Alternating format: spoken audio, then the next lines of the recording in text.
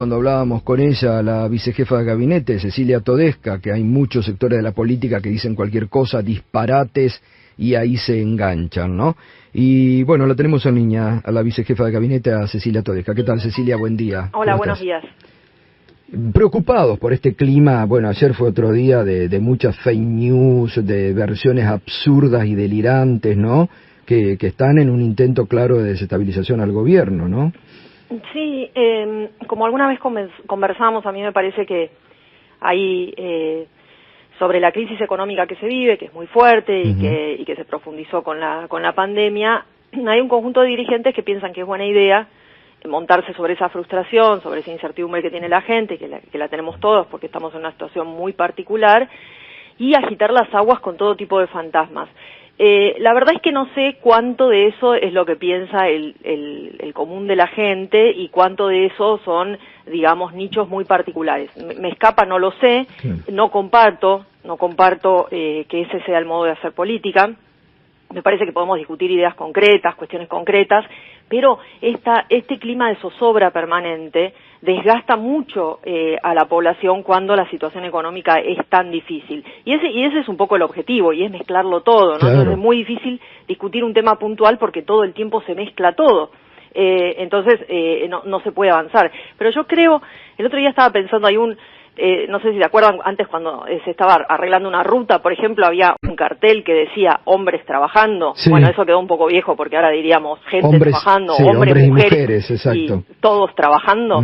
Bueno, estamos trabajando. Hay mucha gente trabajando. No solo en el gobierno, en el sector privado para recuperar las empresas, entre los trabajadores, la gente que no tiene un trabajo formal y de todos modos se la rebusca. La verdad es que la mayor parte de la gente está trabajando. Mientras un conjunto muy pequeño piensa que con un discurso que repite una y mil veces, en donde esto se mezcla todo y por supuesto se ancla sobre la frustración que provoca una crisis económica, porque esto no hay que minimizarlo. No, por supuesto. La gente está asustada. ¿Cómo no vas a estar asustado? Ayer se publicaron los datos del Producto Bruto, como habíamos anticipado, un golpe brutal. Hoy va a salir el dato de desempleo. Yo no tengo los números, pero es obvio que el desempleo va a haber aumentado, y seguramente la tasa de inactividad también, porque hay gente que ni siquiera pudo salir a buscar trabajo. Claro. Y así, durante los próximos días, también creo que la semana que viene se publican los datos de pobreza, también vamos a ver un incremento en indigencia y en pobreza, a pesar del gran esfuerzo que se ha hecho, que a esta altura son casi 5.5 del Producto Bruto, el gasto directo en políticas para morigerar el impacto del COVID, eso en forma directa, el gasto público directo, ¿no? IFE, ATP, bonos, y luego otros 2 puntos por el lado del crédito productivo. Pero aún así, nosotros dijimos desde el primer momento, un parate como el que se ha generado por las medidas sanitarias que se tuvieron que tomar en el marco de la pandemia, es imposible compensar.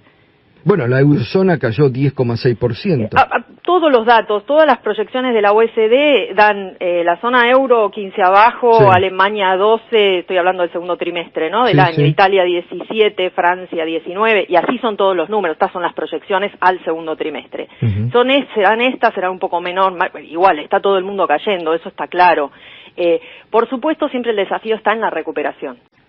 Porque que este año vamos a caer y casi todas las economías del mundo van a caer, sí, eso ya se sabe, no importa cuánto sea el número, si es 12, si es 13, si es 11, es un montón. La cuestión es la recuperación, y en ese sentido a mí me parece, por eso yo digo, gente trabajando. Ayer se presentó el presupuesto, el ministro fue al Congreso, me parece que fue una sesión muy interesante, yo estuve escuchando todo el tiempo, tomé notas. La verdad que el ministro se tomó el trabajo de barrer todo el presupuesto y contestar todas las preguntas como bien corresponde de los diputados y las diputadas. Me parece que las preguntas también fueron acertadas, digamos, tratando de entender qué es lo que vemos para el año que viene. Y nosotros el año que viene vemos una economía recuperándose. Y ese me parece que es el horizonte. De hecho, hay una recuperación ya en los números del tercer trimestre, pero por supuesto todavía con mucha heterogeneidad, porque tenemos algunos sectores que todavía no están pudiendo funcionar, ¿no? A ver, Cecilia, buenos días. David Cufre te saluda. Hola, buenos días. Bueno, y quería pedirte alguna opinión de lo que pasó ayer en el mercado cambiario, lo que viene pasando en el mercado cambiario. Uno ve también un intento de desestabilización, si se quiere, ahí con el dólar, pero bueno, después de las medidas del Banco Central, una semana después, lo que seguimos viendo es que la tensión se mantiene, la liquidación de exportaciones es muy baja, la demanda crece, o sea, hay una tensión fuerte y quería ver cómo lo ves vos. Sí, como alguna vez hemos conversado, los temas del mercado de cambio en Argentina son de orden estructural. Las medidas que nosotros tomamos tienen que ver con proteger las reservas. Eso hay que hacerlo antes de que sea demasiado tarde, digamos. Entonces no es que nosotros ahora estamos en una situación en la cual no podemos aguantar el goteo mensual. Ahora se puede aguantar. El tema es tomar las decisiones antes de que llegues a un momento en el cual finalmente lo que incluso algunos sectores abiertamente piden, que es una devaluación, que nosotros creemos que no es la solución en este momento, ¿sí? Porque una devaluación sería profundizar la contracción del PIB, hacer caer una vez más los salarios reales. Eso obviamente afecta el consumo del PIB, es una rueda que va al revés del sentido que le tenemos que buscar, ¿no? Que es la del crecimiento. Dicho esto, todos saben que en la Argentina tenemos este faltante de dólares, que en realidad es bastante peculiar la situación en la que estamos, porque hoy nos sobran los dólares del comercio. Es decir, si uno toma todo lo que la Argentina exporta y le resta todo lo que importa, hoy tenemos un saldo positivo de cuenta corriente, se llama, balanza comercial y cuenta corriente. No importa los nombres, es todo lo que uno le vende al mundo menos todo lo que uno le compra al mundo. En realidad eso es positivo. Pero nosotros tenemos este otro canal, que es el canal financiero, que lo hemos conversado muchas veces, que tiene que ver con que hace mucho tiempo en la Argentina los argentinos y las argentinas ahorramos en dólares. Entonces eso es una demanda permanente sobre el mercado de cambios que es muy difícil de abastecer, ¿sí? Y además se han quedado adentro de la Argentina un conjunto de fondos que habían entrado durante el gobierno anterior para hacer la ganancia de la tasa de interés, ¿sí? Son fondos especulativos, entran, de dólares pasan a pesos, ganan la tasa en pesos y salen otra vez a través de los dólares.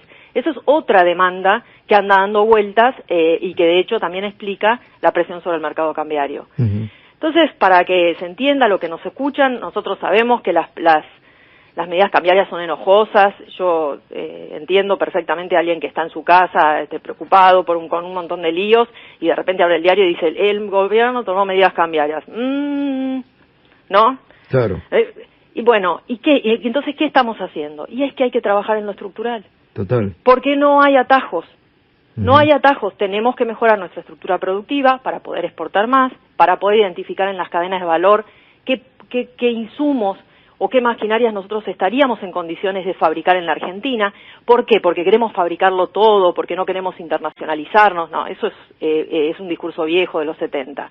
Pero nosotros necesitamos generar trabajo y tenemos las capacidades. Entonces, no es sustituir toda la cadena de valor, pero sí es elegir algunos puntos donde sabemos que podemos hacerlo bien. Ahora, Cecilia, en la coyuntura más inmediata, digamos, mientras eso madura, lo que se ve es que hay una pulseada ahí en el terreno del dólar. Algunos analistas ayer decían, bueno, las medidas del Banco Central no van a alcanzar, y bueno, surgieron ayer todo tipo, o sea, sobre esta realidad se montan todo tipo de operaciones. Sí, bueno, acá empiezan a circular las cosas que igual estamos en la Argentina, todos conocemos, ¿no? Totalmente. Y entonces que vamos a ir contra los depósitos en dólares. Yo simplemente le explico a la gente algo que ha venido funcionando muy bien en la Argentina, porque también hay que tomar las cosas que sí funcionaron. En la crisis del 2002, ¿qué fue lo que pasó? Había depósitos en dólares, cuando la gente fue a pedir los depósitos de vuelta, los bancos le dijeron, y no, lo presté en pesos.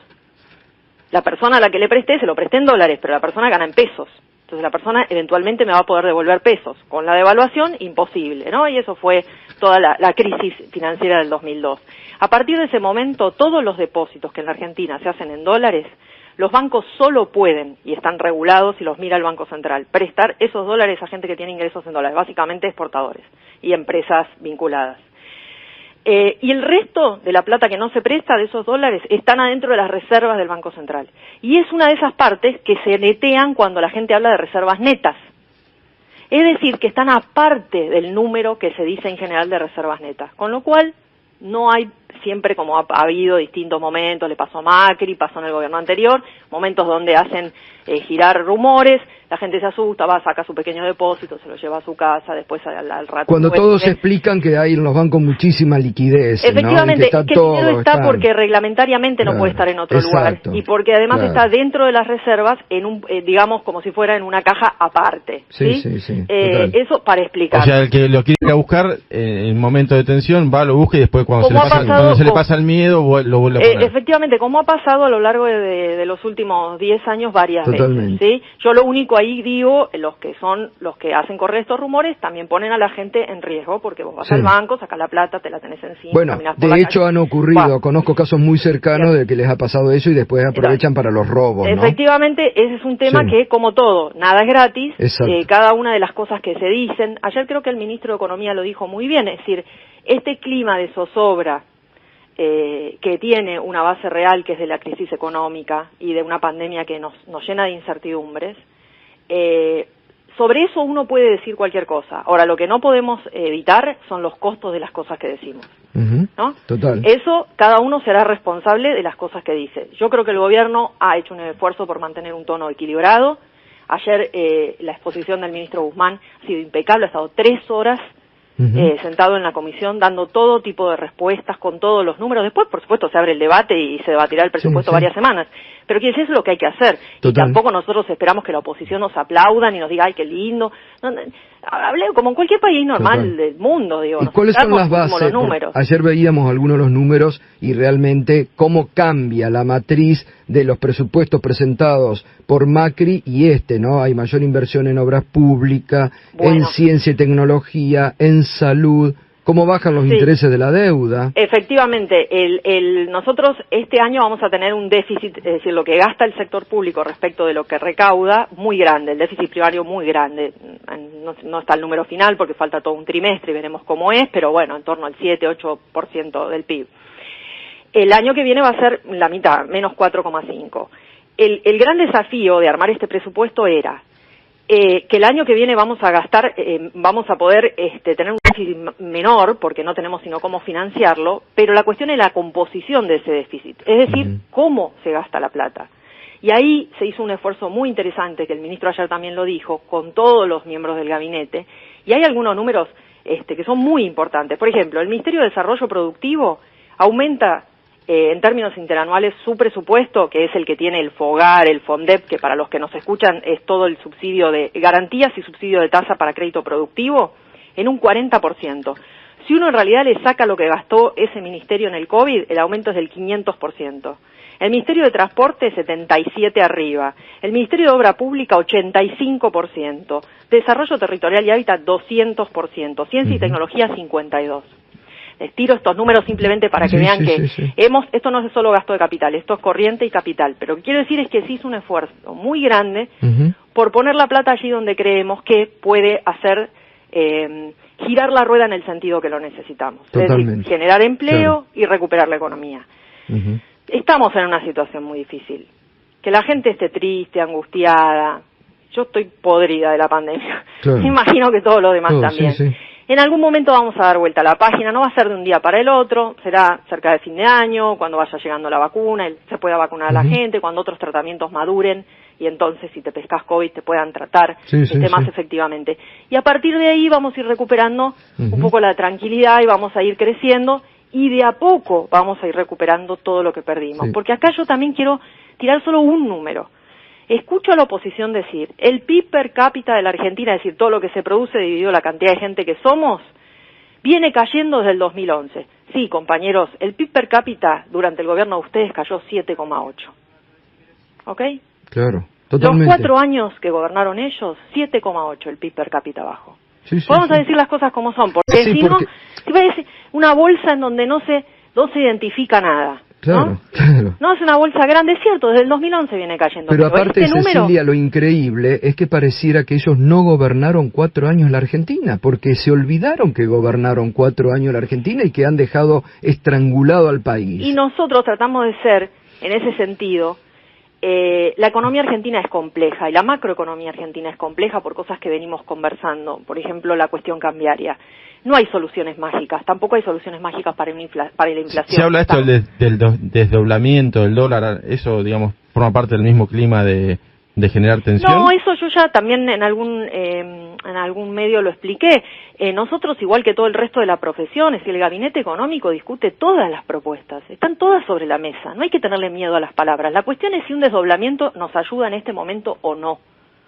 Nosotros pensamos que en este momento esa medida no era la correcta, que teníamos otras medidas para tomar antes para ver si daban el resultado que estamos buscando, sin pegarle, digamos, zarpazos demasiado fuertes a una economía que viene muy golpeada. Ese es un poco el desafío, ir tranquilizando la macroeconomía y que las variables se vayan acomodando de modo tal que nos permitan crecer, ¿sí? Y ir recuperando muy de a poquito todo esto que hemos perdido a lo largo de los últimos años. Totalmente. Bueno, Cecilia, la verdad que muy clara, te agradezco la claridad con la que expresás y llegás a la gente, también la gente lo agradece, el otro día te lo hacía llegar porque nos agradece mucha gente cuando hablas vos por la claridad que tenés y la tranquilidad para explicar. En estos tiempos que corren de tantos intentos desestabilizadores, es muy importante que el gobierno tenga una voz clara como la tuya para explicar los temas. Y no esconder nada, ¿no? Se llama gente trabajando. Hay mucha gente trabajando. Nosotros y en el sector privado, cada una de las personas en su casa. Bueno, gracias, Cecilia. Que tengas buen día, ¿eh?